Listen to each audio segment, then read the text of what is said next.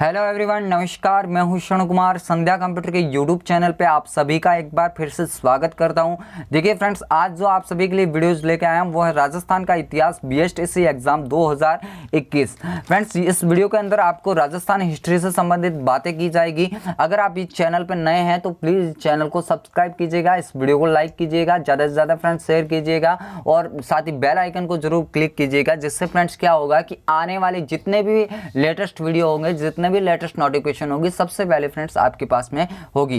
तो इस वीडियो के अंदर फ्रेंड्स अपन जो बातें करने वाले मेवाड़ राज्य के इतिहास पार्ट 4 फ्रेंड्स। हालांकि देखिएगा मेवाड़ राज्य के इतिहास बड़ा है, इसलिए इसको मुझे बहुत सारे वीडियोस में करना पड़ेगा, क्योंकि आपको अच्छे से समझाना है फ्रेंड्स वीडियोस के बारे में। यानी कि जो मेवाड़ के हैं फ्रेंड्स, यहाँ से अभी अपन को महाराणा प्रताप को पढ़ेंगे तो वहाँ से भी फ्रेंड्स बहुत सारे क्वेश्चन आने की संभावना रहती है। और राणा जो कुंभा है, यहाँ से फ्रेंड्स इस टॉपिक के अंदर जो कुंभा है आज के लिए, उसके अंदर से भी बहुत सारे क्वेश्चन फ्रेंड्स आपको एग्जाम देखने को मिलते हैं। तो ये वीडियो आपके लिए बहुत ही ज़्यादा इंपॉर्टेंट होने वाला है। तो इसके अंदर जो भी फ्रेंड्स मैं बातें बोल रहा हूँ उसको कम से कम एक बार नोट डाउन करने की कोशिश कीजिएगा, जिससे क्या होगा कि भाई जब भी आप एग्जाम के लिए वापस रिविजन करोगे तो आपको बहुत ही अच्छी यहाँ से हेल्प मिलेगी। तो देखिएगा कि जैसा कि मैंने बोला है कि आपको जो हेडलाइन दिख रही है महाराणा कुंभा, फ्रेंड्स इनका जो अगर शासनकाल की अपन अगर बात करते हैं तो फिर इनका जो शासनकाल है 1433 से लगा के 1468 तक फ्रेंड्स इनका शासनकाल है। इनका शासनकाल याद रखो तो फ्रेंड्स अच्छी बात है, क्योंकि एग्जाम में जो अभी तक जिस शासक का शासनकाल पूछा गया है वो केवल और केवल महाराणा प्रताप का पूछा गया है। हालांकि फ्रेंड्स ये भी काफ़ी सुर्खियों में थे, तो इनका भी शासनकाल अगर याद रखो तो अच्छी बात है, आपके लिए अच्छा होगा। यानी कि 1433 से लगा के 1468 तक फ्रेंड्स इनका क्या है, शासनकाल रहा है। अब देखिएगा, अगर मैं कुंभा की बात करूँ तो कुंभा या कुंभकर्ण फ्रेंड्स, आप इनको दोनों नाम में से कोई भी नाम बोल सकते हो। मोकल की परमार रानी सौभाग्य देवी का फ्रेंड्स ये क्या था, पुत्र था। यानी कि जो मोकल फ्रेंड्स किसका उत्तराधिकारी था, सॉरी कुंभा किसका उत्तराधिकारी था, मोकल का था, जो कि भावी महाराणा बना। इसके बाद में देखिएगा कि जिस समय मोकल की हत्या की गई थी उस समय कुंभा भी जिलवाड़ा में ही था, परंतु मोकल के जो समर्थक सरदार थे उसको फ्रेंड्स कुंभा को सुरक्षित फिर कहाँ, चित्तौड़ में लाके फिर इनको क्या कर दिया था, राणा घोषित कर दिया था। तो यानी कि ये तो है इनके प्रारंभिक समय की बात है कि भाई जब आपको मैंने जो लास्ट वीडियो था उसमें बताया कि भाई मोगल की हत्या चाचा और मेरा ने की थी, जब जिलवाड़ा पे इन्होंने पड़ाव डाला था तो उस टाइम में फ्रेंड्स इनकी क्या हुई थी, मोगल की हत्या हुई थी। तो उस टाइम में क्या कुंभा भी वहाँ पे थे, लेकिन जो मोगल के समर्थक थे फ्रेंड्स उनको फिर कहाँ लेके आ गए थे, चित्तौड़ लेके आ गए थे, और वहाँ पे इनका क्या हो गया था, राज तिलक करके इनको राणा घोषित कर दिया था। उसके बाद में देखिएगा नेक्स्ट जो यहाँ पे बातें लिखी हैं कि भाई कुंभा की प्रारंभिक उपलब्धियां, यानी कि इन्होंने अपने प्रारंभिक समय में किस किस उपलब्धियों को प्राप्त किया, तो इसके बारे में अपन अभी देखने वाले हैं कि भाई प्रारंभिक समय में इन्होंने क्या क्या उपलब्धियां हासिल की। तो देखिएगा कि सबसे पहले तो जैसे ही ये शासक बने, इन्होंने क्या किया कि इनके जो पिता की जो हत्या करने वाले थे, यानी कि जो खेता के उपपत्नी के जो पुत्र थे साचा और मेरा, फ्रेंड उनका क्या किया, सबसे पहले उनका दमन किया। यानी कि इसमें देखिएगा कि इन लोगों ने भीलों को अपनी ओर मिला के शक्ति संगठन करने का प्रयास किया था, परंतु कुंभा ने रणमल और राघव देव के नेतृत्व में सेना भेजकर चाचा और मेरा की हत्या करवा दी थी, और चाचा व मेरा का साथी महपा पवार भागकर मांडू चला गया था। तो फ्रेंड्स प्रारंभिक समय में तो भाई इन्होंने क्या किया कि चाचा और मेरा की हत्या करवा दी थी। फ्रेंड्स देखिएगा इतना खतरनाक काम किया था कि इनको जो हत्या है वो भी फ्रेंड्स किनके हाथों से करवाई थी, रणमल और राघव देव के हाथों से फ्रेंड्स करवाई थी। देखिएगा हालांकि कुंभा ये भी चाहता था कि भाई जो रणमल है वो यहाँ से चला जाए, क्योंकि जो उस टाइम में फ्रेंड्स क्या है कि जो ये मारवाड़ की जो शक्तियाँ थी एक प्रकार से मेवाड़ को अपने अधीन में कर रही थी। तो कुंभा को एक बात तो ये भी खटक रही थी कि भाई मारना तो दोनों को है ही है, यानी रणमल को भी यहाँ से भगाना है और साचा और मेरा की भी हत्या करनी है। तो फ्रेंड्स देखिएगा कि इनके फिर युद्ध करने के लिए किसको भेजा, चाचा और मेरा के विरुद्ध रणमल को ही भेजा। भाई दोनों में से कोई भी मरे, अपना काम होना चाहिए, तो ये वाली बात है। और उसके बाद में जो महपा पवार था वो फ्रेंड्स भाग के कहाँ चला गया था, मांडू चला गया था। तो ये तो है इनकी प्रारंभिक बातें। और प्रारंभिक बातों की अगर बात करूँ तो इन्होंने आबू और सिरोही पे क्या की थी, अपनी विजय हासिल की थी। तो देखिएगा कि शिरोई के देवड़ा जो सुवान है सहसमल को पराजित कर आबू बसंतगढ़ और पूर्वी शिरोई पे अपना क्या कर दिया था, अधिकार कर दिया था, यानी प्रारंभिक समय की बात हो रही है। उसके बाद में हाड़ौती पे फ्रेंड्स इन्होंने आक्रमण किया, यानी राव रणमल के नेतृत्व में मेवाड़ी सेना ने 1435-36 ईस्वी में हाड़ौती पर आक्रमण कर राव बैरिशाल को मेवाड़ के अधीन बना लिया, यानी कि इनको भी क्या किया, मेवाड़ के अधीन किया हाड़ौती पे आक्रमण करके। तो फ्रेंड्स ये हालांकि आपके एग्जाम की दृष्टि से इतनी इंपॉर्टेंट हो ना हो, बाकी आप याद रखोगे तो अच्छी बात है। उसके बाद में नेक्स्ट लिखा है कि रणमल का दमन और मेवाड़ मारवाड़ की संधि। तो फ्रेंड्स ये देखिएगा, मैंने अभी आपको जो बात बोली थी कि भाई ये चाहता था कि रणमल भी यहाँ से जाए, चाचा मेरा भी जाए। तो जैसे ये कार्य समाप्त हो जाता है, उसके बाद में सीधा किसके विरुद्ध दमन हो जाता है, रणमल का दमन हो जाता है। तो देखिएगा यहाँ पे लिखा हुआ है कि राठौड़ रणमल का मेवाड़ के दरबार में विशेष प्रभाव था, उसी के कारण चूड़ा मालवा चला गया था और रणमल ने चूड़ा के भाई राघव देव की हत्या कर दी थी। तो फ्रेंड्स राघव देव की हत्या कर दी थी, तो एक प्रकार से गुस्सा इनको ये भी था कि भाई राघव देव बहुत ही ईमानदार आदमी था फ्रेंड्स मेवाड़ के प्रति। तो इनकी हत्या करने के बाद एक प्रकार से गुस्सा ये भी था कि अब रणमल को क्या करना है, यहाँ से या तो दमन करना है या फिर इसका विरोध करना है, यहाँ से भगाना है। उसके बाद में नेक्स्ट जो लिखा है कि रणमल विरोधी मेवाड़ी सरदार ने, यानी उस टाइम में रणमल के जो विरोधी मेवाड़ी जो सरदार थे ने चूड़ा को मांडू से वापस बुला लिया और रणमल के जो प्रेमिका थी रणमल की, बारमली फ्रेंड्स इसका नाम था, से मिलके 1438 ईस्वी में क्या की, रणमल की हत्या करवा दी। यानी कि फ्रेंड्स एक प्रकार से जहर दिया गया था रणमल को, किसके हाथों से, उनकी जो प्रेमिका थी बारमली के हाथों से फ्रेंड्स इनको क्या दिलवाया गया था, जहर दिलवाया गया था। तो इस प्रकार से रणमल का भी दमन हो गया था। अब देखिएगा कि नेक्स्ट यहाँ पे लिखा है कि रणमल की हत्या के बाद चूड़ा को भेजकर राठौड़ों की राजधानी मंडोर पर अधिकार कर लिया था। यानी कि जैसे ही रणमल की हत्या हो जाती है फ्रेंड, चूड़ा के नेतृत्व में राठौड़ के जो राजधानी है मंडोर, वहाँ पे फ्रेंड सेना भेजी जाती है और वहाँ पे मेवाड़ी सेना का फ्रेंड्स एक प्रकार से अधिकार हो जाता है। और परिणाम स्वरूप रणमल के पुत्र जो राव जोधा को बीकानेर के पास कहुनी गांव में फ्रेंड्स क्या लेनी पड़ी, शरण लेनी पड़ी। यानी एक प्रकार से जो राव जोधा है फ्रेंड्स भाग के कहाँ आ गए थे, कहुनी गांव बीकानेर आ गए थे। उसके बाद में लिखा है कि लगभग 15 वर्ष बाद, यानी 15 वर्ष बाद की बात हो रही है, 1453 ईस्वी में जोधा ने मंडोर पर पूर्ण अधिकार कर लिया और राणा ने भी इस संघर्ष को निरर्थक मानते हुए जोधा से क्या कर ली, संधि कर ली। यानी कि फ्रेंड्स ये जो संधि है इतिहास में पूछी जाती है, इस संधि को क्या बोला जाता है, आवल बावलरी संधि।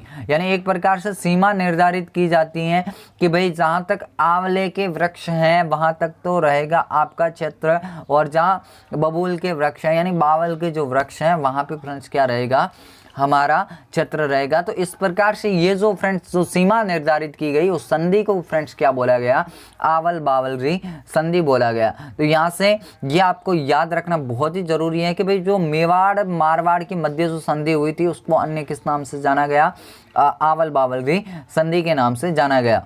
अब देखिए संधि के अनुसार राव जोधा की जो पुत्री थी श्रृंगार देवी का विवाह फिर किससे हुआ, जो राणा कुंभा के पुत्र थे रायमल से हुआ था। किसका विवाह, राव जोधा की जो पुत्री थी श्रृंगार देवी, उसका फिर जो विवाह है किससे हुआ था, कुंभा के पुत्र रायमल से हुआ था।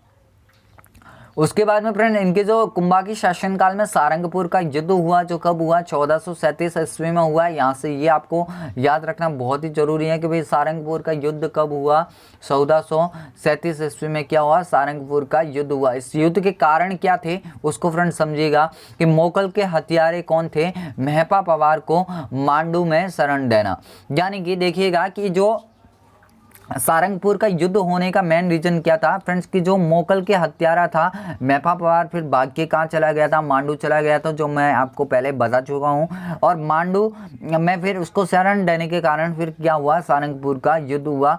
और यहाँ पे नेक्स्ट जो लिखा है कि मांडू के पूर्व सुल्तान होशंग शाह के पुत्र उमर खां को भी कुंभा द्वारा सारंगपुर दिलवाना।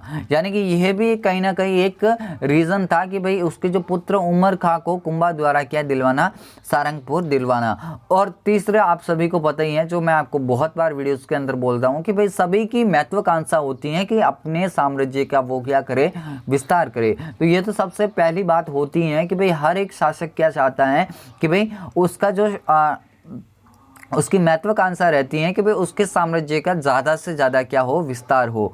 उसके बाद में नेक्स्ट जो बातें लिखी गई हैं कि इस युद्ध में जो राणा कुंभा ने मांडू जो मालवा उस टाइम में बोला जाता है, मांडू उसको बोला जाता है, अभी वर्तमान में अपन मालवा फ्रेंड्स बोल सकते हैं, कि सुल्तान मोहम्मद खिलजी प्रथम को पराजित किया और बंदी बनाया, परंतु क्या किया, 6 माह के बाद फ्रेंड्स उसको वापस मुक्त कर दिया था, यानी आज़ाद कर दिया था। किसको, यहाँ से ये याद रखना बहुत ही जरूरी है, सुल्तान मोहम्मद खिलजी प्रथम। यानी ये इस युद्ध का नाम क्या है, सारंगपुर युद्ध। और ये किस किस के मध्य हुआ, कुंभा और मोहम्मद खिलजी, कुंभा वर्सेस मोहम्मद खिलजी। तो यहाँ से प्रथम ये आपको याद रखना बहुत ही जरूरी है। कुंभा की विजय हुई, मोहम्मद खिलजी को 6 माह तक बंदी बनाया, उसके बाद में फ्रेंड्स छोड़ दिया था। उसके बाद में इतिहासकार हरविलास सारदा, कर्नल जेम्स टॉड और डॉक्टर ओझा ने कुंभा की इस नीति की आलोचना की, परंतु डॉक्टर गोपीनाथ शर्मा ने क्या किया, कुंभा का समर्थन किया था। यानी कि जो ये घटना हुई उसका फ्रेंड्स जो हरविलास सारदा है, कर्नल जेम्स टॉड है, डॉक्टर ओझा ने तो क्या की, कुंभा की भाई ऐसी नीति का क्या की आलोचना की, परंतु जो गोपीनाथ शर्मा है फ्रेंड्स उन्होंने क्या किया, कुंभा का समर्थन किया था। उसके बाद में इस युद्ध के विजय के उपलक्ष्य में फ्रेंड्स ये यहाँ से बात याद रखनी बहुत ही जरूरी है, यानी कि इस युद्ध में फिर विजय हो गई, उसकी जो स्मृति में फ्रेंड्स कुंभा ने चित्तौड़ के किले में क्या बनाया था, विजय स्तंभ का निर्माण करवाया था। तो यहाँ से ये बात याद रखनी बहुत ही जरूरी है कि भाई सारंगपुर युद्ध में विजय के बाद फिर कुंभा ने क्या बनाया था, विजय स्तंभ बनाया था, जो अभी कहाँ पे है, चित्तौड़ के किले के अंदर है। उसके बाद में फ्रेंड्स इन्होंने क्या किया, नागौर पर अपना आक्रमण किया। अब इसको भी थोड़ा बहुत देख लीजिएगा कि 1451 ईस्वी में नागौर के फिरोज खां की मृत्यु के बाद उसके भाई मुजाहिद खां और पुत्र शम्स खां के बीच उत्तराधिकारी संघर्ष प्रारंभ हो गया। यानी कि देखिएगा उस टाइम में नागौर पर किसका राज था, यानी कौन शासक कौन था, फिरोज खां था। उसकी मृत्यु होने के बाद उसके भाई मुजाहिद खां और उसके जो पुत्र था शम्स खां के बीच में उत्तराधिकारी को लेकर क्या हो रहा था, संघर्ष हो रहा था। उसके बाद में देखिए शम्स खां कुंभा की सहायता से नागौर का शासक तो बन गया था, परंतु समझौते के विपरीत उसने नागौर दुर्ग की मरम्मत करवाना प्रारंभ कर दिया था। यानी कि फ्रेंड्स उस टाइम में समझौता क्या हुआ कि भाई कुंभा ने बोला कि आपको शासक बनाया जाएगा, परंतु शर्त ये रहेगी कि आप नागौर के शासक बनने के बाद नागौर के जो दुर्ग हैं इसकी मरम्मत नहीं करोगे। परंतु फ्रेंड्स जो शम्स खां है वो क्या कर देते हैं, नागौर दुर्ग की मरम्मत कर देते हैं, और इसी के कारण फिर जो कुंभा है वो क्या करते हैं, यानी शर्त एक प्रकार से तोड़ने के कारण ही कुंभा शम्स खां यानी नागौर पे अपना क्या करते हैं, आक्रमण करते हैं। यहाँ पे नेक्स्ट जो लिखा है कि कुंभा ने 1456 ईस्वी में नागौर पर आक्रमण कर अधिकार कर लिया और शम्स खां भागकर गुजरात के जो सुल्तान के शरण में फ्रेंड्स आ गया था। और उसके बाद में ये मेवाड़ और गुजरात राज्य का जो संघर्ष का कारण बना वो कौन बना, शम्स खां बना था। तो यहाँ से फ्रेंड्स अगर बात याद रखो तो अच्छी बात है, आपकी एग्जाम की दृष्टि से इंपॉर्टेंट हो सकती है। यहाँ पे जो नेक्स्ट लिखा है कि राणा कुंभा की जो हत्या 1468 में उसके जस्ट जो पुत्र हैं किसने की थी, उदा ने की थी, या फिर आप बोल सकते हो उदयकरण ने की थी, और वो कहाँ पे की थी, कुंभलगढ़ में की थी। तो फ्रेंड्स देखिएगा अगर आपसे क्वेश्चन पूछा जाता है कि मेवाड़ राज्य का पितृहंता, तो फिर आप क्या बोलोगे, उदा बोलोगे या फिर क्या बोलोगे, उदयकरण बोलोगे। यानी दोनों में से आप कोई भी नाम ले सकते हो, उदा ले सकते हो, उदयकरण आप ले सकते हो। इन्होंने क्या किया था कि अपने पिता कुंभा की हत्या के कारण फिर ये क्या कहलाए, मेवाड़ के पितृहंता कहलाए थे। उसके बाद में नेक्स्ट जो लिखा है कि चंपानेर की संधि, फ्रेंड्स एग्जाम की दृष्टि बहुत ही इंपॉर्टेंट है। 1456 ईस्वी में ये जो संधि हुई है किस किस के मध्य हुई है, इसको थोड़ा ध्यान से देखिएगा। ये 1456 ईस्वी में गुजरात के सुल्तान कौन नाम है, कुतुब शाह, और मालवा के कौन है, मोहम्मद खिलजी के मध्य क्या हुई, एक संधि हुई, जो किसके विरुद्ध हुई थी, कुंभा के विरुद्ध। यानी कि दोनों की सेना ने एक प्रकार से गठबंधन कर लिया था और फिर क्या हुआ कि भाई कुंभा के विरुद्ध ये क्या हुआ था, गठबंधन हुआ था एक प्रकार से, आप समझिएगा। यानी जो वर्तमान में जिस प्रकार से सरकार गठबंधन करती है, वैसे ही फ्रेंड्स गुजरात के सुल्तान कुतुब शाह और मोहम्मद खिलजी के मध्य एक प्रकार से संधि हुई थी, जो किसके विरुद्ध हुई थी, कुंभा के विरुद्ध हुई थी। उसके बाद में नेक्स्ट जो यहाँ पे बात लिखी है कि कुंभा ने कूटनीति से कुतुब शाह को अलग कर दिया और 1456 ईस्वी में बदनौर की युद्ध में मोहम्मद खिलजी को क्या किया, उन्होंने एक बार फिर से पराजित किया। यानी कि देखिएगा, कूटनीति से कुतुब शाह को तो क्या कर दिया, उस संधि से अलग कर दिया, और मोहम्मद खिलजी प्रथम से फिर एक बार फिर से युद्ध हुआ, और इस बार भी क्या हुआ कि जो मोहम्मद खिलजी की क्या हुई, पराजय हुई।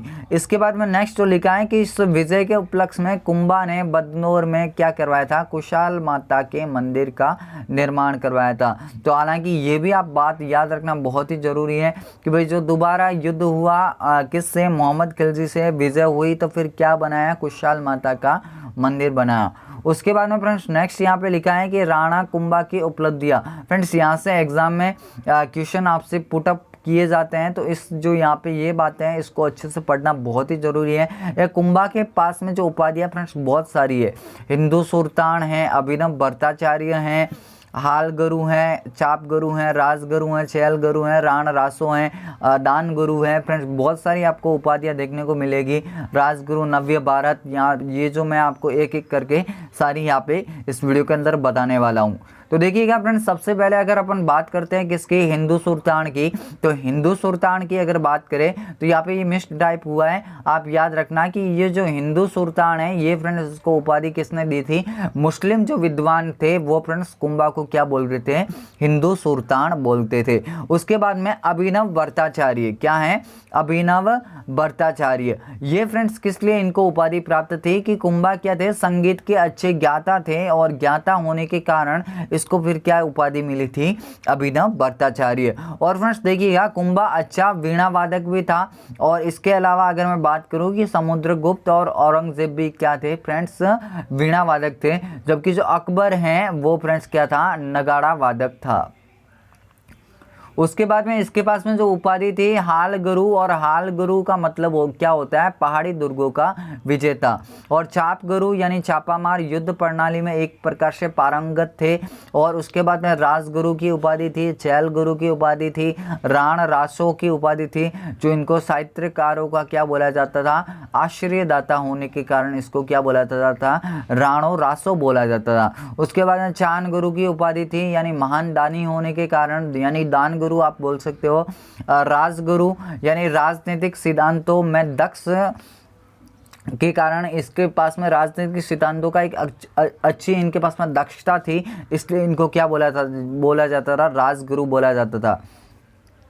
इसके बाद में इनके पास में जो नेक्स्ट उपाधि थी, नव्य भारत की उपाधि थी। नव्य भारत यानी कि राणा कुंभा की उपाधियों का उल्लेख किस में मिलता है, कुंभलगढ़ प्रशस्ति में मिलता है, रसिक प्रिया में भी किया गया है। इनका जो उल्लेख है कि भाई महाराणा कुंभा की जो उपाधि थी कौन कौन सी थी, उनका उल्लेख जो है आपको कुंभलगढ़ प्रशस्ति में भी मिलेगा और रसिक प्रिया में भी मिलेगा। उसके बाद में फ्रेंड्स इनकी जो सांस्कृतिक अगर उपलब्धियों की अगर अपन बात करते हैं, मैंने आपको पहले ही बोला है कि ये टॉपिक आपके लिए बहुत ही इंपॉर्टेंट है।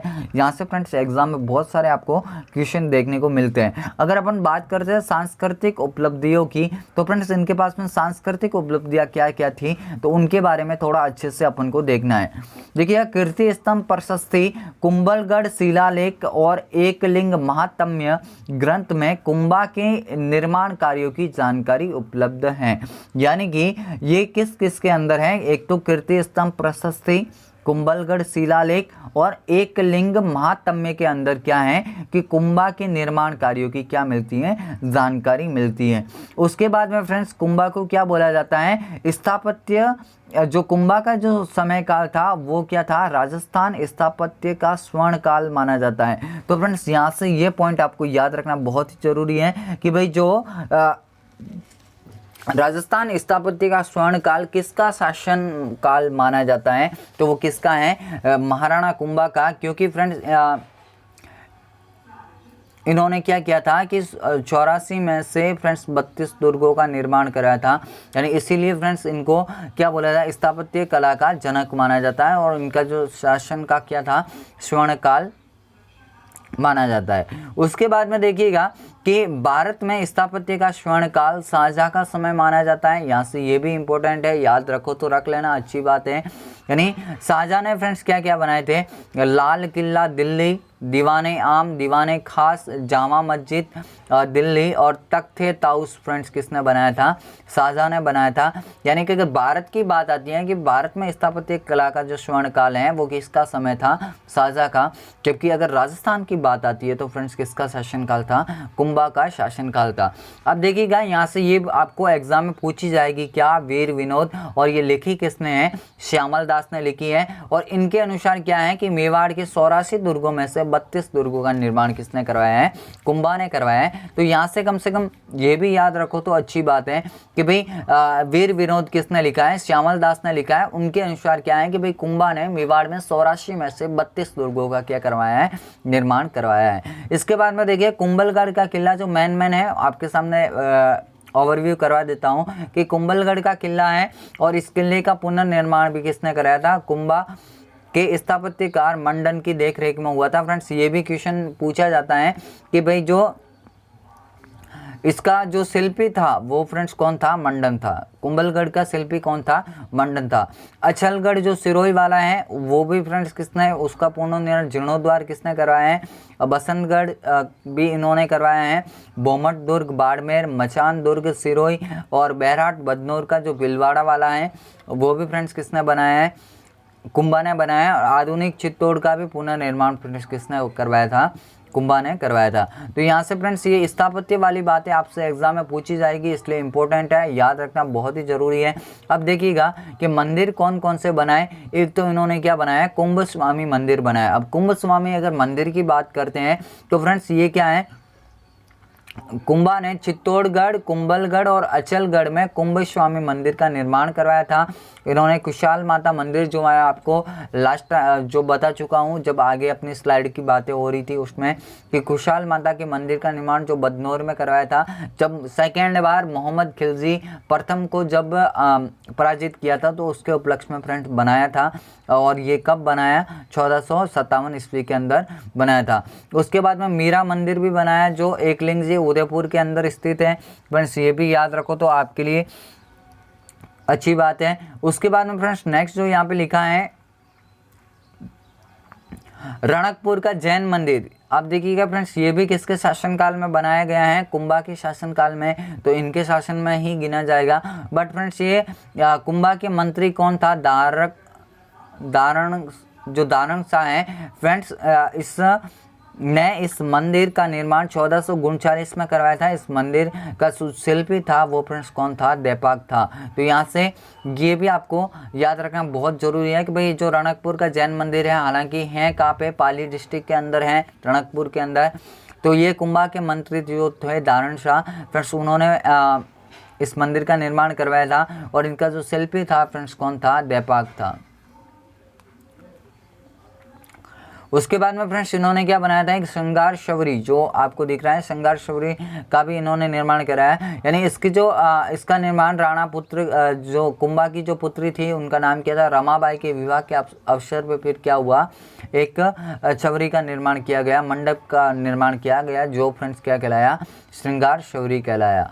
उसके बाद में इसके जो साहित्यकार और रचनाओं की फ्रेंड्स अगर बात करें तो ये भी काफ़ी इम्पोर्टेंट है। अब कुंभा की साहित्यिक रचनाएं फ्रेंड्स कौन कौन सी हैं, तो यहाँ पे देखिएगा कि कीर्ति स्तंभ प्रशस्ति में कुंभा के व्यक्तिगत गुणों और उसकी साहित्यिक रचनाओं की महत्वपूर्ण जानकारी मिलती है। किसके अंदर? कीर्ति स्तंभ प्रशस्ति में। आपसे अगर एग्जाम में पूछा जाता है कि भाई व्यक्तिगत गुणों और उसकी साहित्यिक रचनाओं की जो कुंभा की जानकारी है वो कहाँ मिलती है, तो कीर्ति स्तंभ प्रशस्ति के अंदर मिलती है। उसके बाद में कुंभा के विद्वान और उच्च कोटि का संगीत था, यानी कुंभा जो है वो क्या क्या था, एक तो विद्वान था और क्या था, उच्च कोटि का संगीत था, और उसने संगीत राज, संगीत मीमांसा और सूढ़ प्रबंध, फ्रेंड्स ये आपको याद रखने बहुत ही जरूरी है। कौन कौन से मैंने नाम बोले हैं? संगीत राज, संगीत मीमांसा और सूढ़ प्रबंध जैसे साहित्य जो संगीत ग्रंथ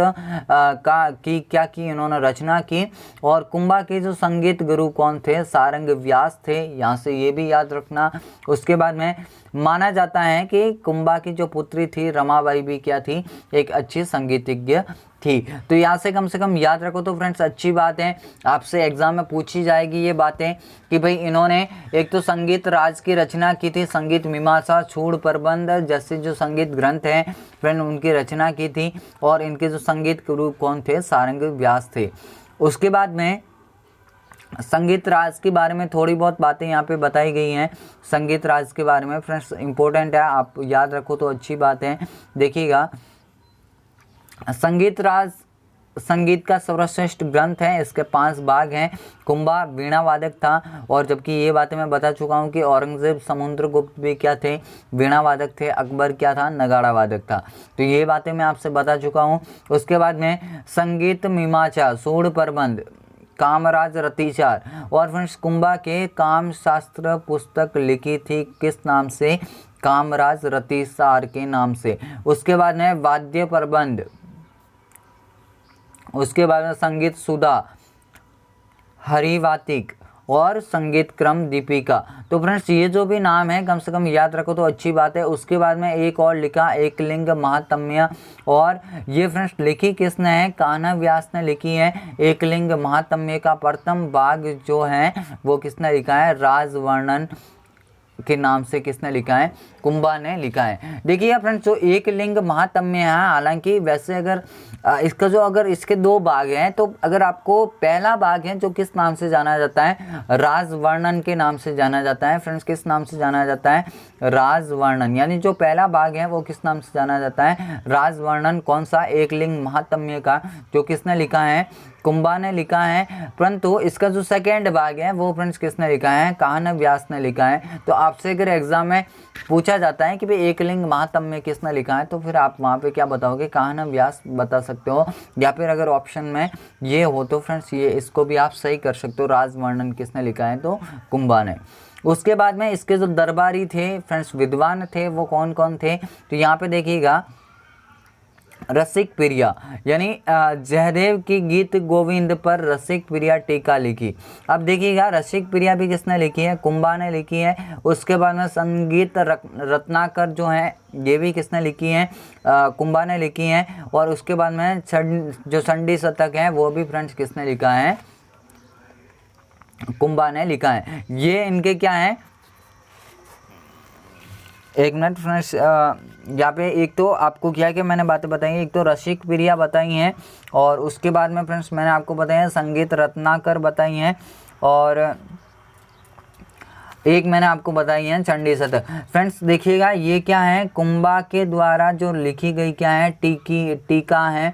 और कुंभा ने कौन कौन से टीका लिखे हैं? रसिक प्रिया लिखा है, संगीत रत्नाकर लिखा है, चंडी शतक लिखा है। उसके बाद में फ्रेंड्स देखिएगा इनके दरबारी विद्वान कौन कौन थे, तो देखिएगा यहाँ पे लिखा है एक तो कान्हा व्यास, यानी कान्हा व्यास ने क्या किया? एकलिंग महात्म्य लिखा। तो यहाँ से ये आपको एग्जाम में याद रखना बहुत ही जरूरी है, यानी एक तो कौन थे? कान्हा व्यास थे।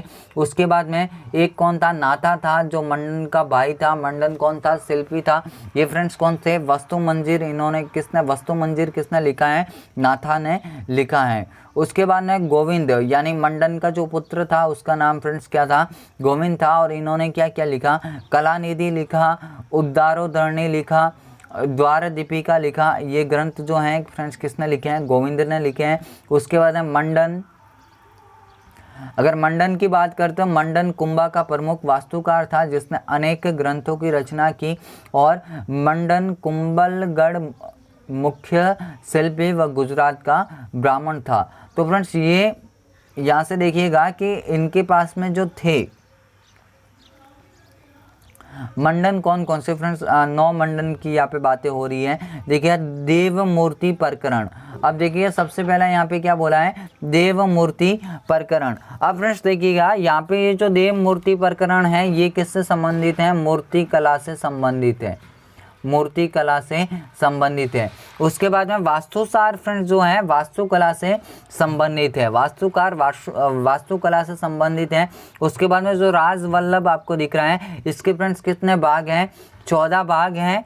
और नगरों और महलों से संबंधित जो भी फ्रेंड्स हैं वो किस में मिलती हैं? राजवल्लभ के अंदर बातें मिलती है। उसके बाद में वास्तुमंडल और वास्तुकला से संबंधित ये हैं। उसके बाद में फ्रेंड्स रूप मंडन, और रूप मंडन में फ्रेंड्स आपको क्या मिलेगा? मूर्ति कला से संबंधित जो जानकारी है, मूर्ति कला की जो जानकारी है कहाँ पे मिलेगी? रूप मंडन के अंदर मिलेगी। उसके बाद में प्रसाद मंडन यानी महलों के निर्माण संबंधी क्या था? प्रसाद मंडन था, महलों के निर्माण के संबंधी। उसके बाद में फ्रेंड्स है कोदंड मंडल, और इसमें क्या था? दंड विधान, जो भी दंड वगैरह दिए जाते थे वो सारे कहाँ पे थे? कोदंड मंडन में थे। उसके बाद में सुगुन मंडल फ्रेंड, जो भी हैं शुभ अशुभ से संबंधित कौन सा मंडल था? सुगुन मंडल। शुभ अशुभ से संबंधित जो मंडल था वो कौन सा था? सुगुन मंडल। और उसके बाद में वैद्य मंडल, और वैद्य मंडल प्राकृतिक जो चिकित्सा से संबंधित था, यानी चिकित्सा से संबंधित फ्रेंड आपका कौन सा मंडल था? वैद्य मंडन था। तो उसके बाद में जो नेक्स्ट यहाँ पे नोट देके मैंने लिखा है कि भाई कुंभा के जो दरबार में उस टाइम में जो जैन विद्वान थे फ्रेंड्स कौन कौन थे? सोनकुड़ा और मुनिकुड़। ये दोनों बातें यहाँ से आप याद रखते हो, सोनकुड़ और मुनिकुड़। तो फ्रेंड्स यही था आज के इस वीडियो के अंदर। फ्रेंड्स देखिए कुंभा का टॉपिक बड़ा था, हालांकि अगर एक बार में अगर समझ में नहीं आए तो इस वीडियो को दोबारा एक बार फिर से देख लेना, जो भी इम्पोर्टेंट बातें हैं फ्रेंड उनको लिख लेना। क्योंकि ये मैं आपको बार बार क्यों बोल रहा हूँ? क्योंकि फ्रेंड्स ये टॉपिक बहुत ही इंपॉर्टेंट है। यहाँ से हर एक एग्जाम में फ्रेंड्स एक आध क्वेश्चन आपको देखने को मिलता है, 1 से 2 क्वेश्चन फ्रेंड्स इस टॉपिक से देखने को मिलते हैं। अगर मैं आपको वापस एक बार ओवरव्यू कराऊँ तो यानी कि ये मोकल का पुत्र था और सौभाग्यवती का पुत्र था, और प्रारंभिक समय में इन्होंने साचा और मेरा का दमन किया, आबूसिरोही पर विजय किया, हाड़ौती पर आक्रमण किया और रणमल का दमन करवाया। और जो मारवाड़ मेवाड़ में जो संधि हुई वो फ्रेंड 1453 में किस नाम से कहलाई? आवल बावल की संधि। उसके बाद में सारंगपुर का युद्ध 1436 ईस्वी में जो किस किस के मध्य हुआ? मोहम्मद खिलजी प्रथम और कुंभा के मध्य, जो जिसमें कुंभा की विजय हुई। मोहम्मद खिलजी प्रथम को 6 माह तक बंदी बनाया, उसके बाद में छोड़ दिया था। तो कुछ इतिहासकारों ने आलोचना की कि उसने समर्थन दिया, और इस विजय के उपलक्ष्य में इन्होंने चित्तौड़ में विजय स्तंभ का निर्माण कराया था। उसके बाद में फ्रेंड्स नागौर पर आक्रमण हुआ था, यानी एक उत्तराधिकारी जो संघर्ष हो रहा था जिसमें कुंभा ने शम्स खां का प्रारंभिक समय में सहयोग दिया था, लेकिन एक शर्त हुई थी कि भाई वो दुर्ग का पुनर्निर्माण नहीं करेगा। परंतु शम्स खां ने जब पुनर्निर्माण किया तो कुंभा ने नागौर पर आक्रमण किया। तो फ्रेंड्स यहाँ से ये भी याद रखना बहुत जरूरी है। उसके बाद में कुंभा की जो हत्या है उनके ज्येष्ठ पुत्र उदा ने की थी, उदयकरण, यानी कि ये फ्रेंड जो उदयकरण या उदा है क्या है? मेवाड़ का पितृहंता है। उसके बाद में चंपानेर की संधि बोला है, इंपॉर्टेंट है, 1456 ईस्वी में हुई है। किस किस के मध्य हुई है? गुजरात के सुल्तान और मालवा के जो मोहम्मद खिलजी हैं उसके मध्य हुई है, यानी कुतुब शाह और मोहम्मद खिलजी प्रथम के मध्य हुई हैं, जो कुंभा के विरुद्ध हुई हैं, जो किस नाम से कहलाई? चंपानेर की संधि। इस युद्ध में भी फ्रेंड्स किसकी विजय हो जाती है? कुंभा की, और इस विजय के उपलक्ष्य में खुशहाल माता के मंदिर का निर्माण करवाता है। और उसके बाद में उपाधियों की अगर बात करें, हिंदू सुल्तान है अभिनव भट्टाचार्य, हाल गुरु, छाप गुरु, राजगुरु, छैल गुरु, राणो राशो, दान गुरु, राजगुरु, नव्य भारत जैसी फ्रेंड्स इनके पास में उपाधियाँ प्राप्त थी।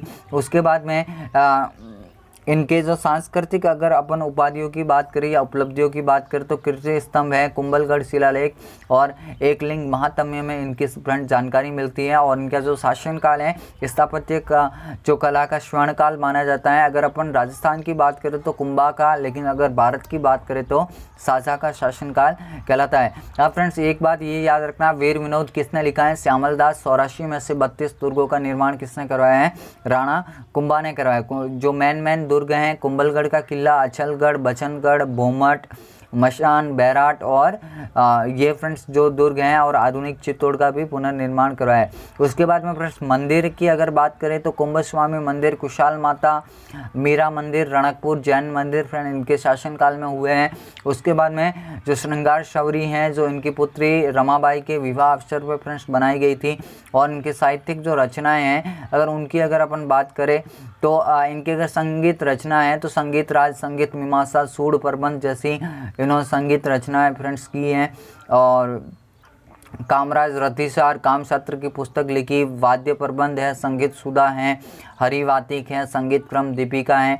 उसके बाद में एकलिंगी जो एकलिंग महात्म्य है उसका फ्रेंड्स 2 भाग है। पहला है राजवर्णन जो कुंभा ने लिखा है, और जो सेकंड है वो है कान्ह व्यास ने लिखा है। उसके बाद में देखिएगा कि इनके द्वारा जो लिखे गए टीका हैं, टीका फ्रेंड्स कौन कौन से हैं टीका, तो एक तो रसिक प्रिया हैं, संगीत रत्नाकर हैं और चंडी शतक, ये 3 इन्होंने टीका लिखे हैं। उसके बाद में इसके जो दरबारी विद्वान थे कान्ह व्यास हैं, नाथा हैं, गोविंद हैं, मंडन है। उसके बाद में फ्रेंड्स ये जो भी 9 मंडन हैं उनके बारे में मैंने आपको बताया कि भाई कौन सा मंडन किस किस से संबंधित है। और जो जैन विद्वान थे सोनकुड़ा और मुनिकुड़, तो फ्रेंड्स ये 2 इनके दरबार में जैन विद्वान थे। तो फ्रेंड्स आई होप आपको ये वीडियो बहुत ही पसंद आया होगा। वीडियो थोड़ा लेंथी था, आपको अगर समझ में नहीं आए तो एक बार फ्रेंड्स और देख लेना। हालांकि आप एक बार देखोगे, नोट डाउन करोगे, मेरे ख्याल से समझ में आ जाएगा। आई होप आपको ये वीडियो फ्रेंड्स बहुत ही पसंद आया होगा। अगर वीडियो को पसंद किया है तो प्लीज़ इस वीडियो को लाइक कीजिएगा, इस चैनल को सब्सक्राइब करके साथ ही बेल आइकन को क्लिक कीजिएगा, और इस वीडियो को ज़्यादा से ज़्यादा फ्रेंड्स शेयर कीजिएगा। अपने जितने भी फ्रेंड्स हैं उनको बोलिएगा, ताकि फ्रेंड्स क्या हो कि इस बार BSTC एग्ज़ाम में बहुत ज़्यादा आपको अच्छी रैंक के साथ में सिलेक्शन देखने को मिले। तो फ्रेंड्स आज के लिए इस वीडियो के अंदर इतना ही, मिलेंगे कल एक नए वीडियो के साथ। तब तक के लिए जय हिंद, वंदे मातरम, जय भारत।